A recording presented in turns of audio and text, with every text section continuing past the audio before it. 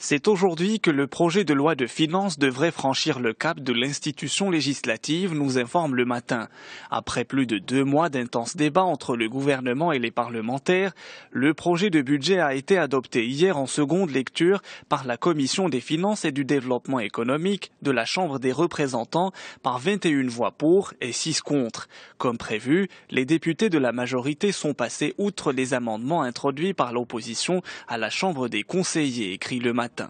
Sit-in des avocats demain dans tous les tribunaux du Royaume. L'information est rapportée par Libération.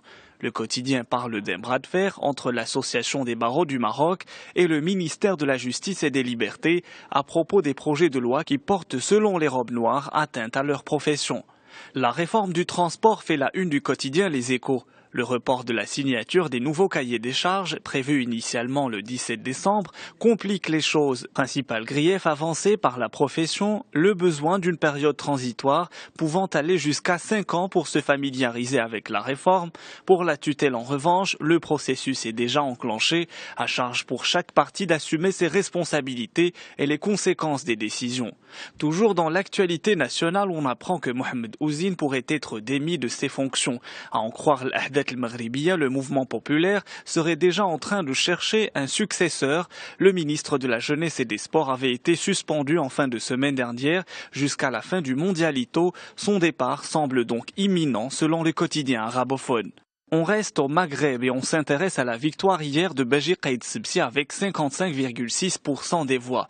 À 88 ans, cet ex-ministre de Bourguiba devient le premier président de la République tunisienne élu à la régulière, écrit Libération. Selon le quotidien français, Sebsi doit surmonter 2 défis majeurs, mettre fin au clivage entre le Nord qui a majoritairement voté Sebsi et le Sud qui a plébiscité Merzouki et lutter efficacement contre l'extrémisme. La presse française s'intéresse aussi à la grève des médecins dans l'Hexagone. Ils protestent contre le tiers payant généralisé. Il s'agit d'une mesure selon laquelle les patients seraient dispensés d'avancer les frais de consultation alors que seuls les plus pauvres en bénéficient aujourd'hui, expliquent Les Échos. Une mesure jugée techniquement très difficile à mettre en œuvre par les syndicats de médecins. Le gouvernement n'écarte pas la mise en place d'étapes intermédiaires d'ici à 2017, date de la réforme. Pour terminer, on part en Corée du Nord où des perturbations ont été détectées depuis dimanche sur le réseau Internet nord-coréen, lit-on dans le Figaro. Leurs causes sont encore inconnues alors que Pyongyang est accusé par les États-Unis d'avoir mené l'attaque informatique qui a conduit au vol des données de Sony Pictures et à l'annulation de la sortie du film L'interview qui tue sur le leader nord-coréen.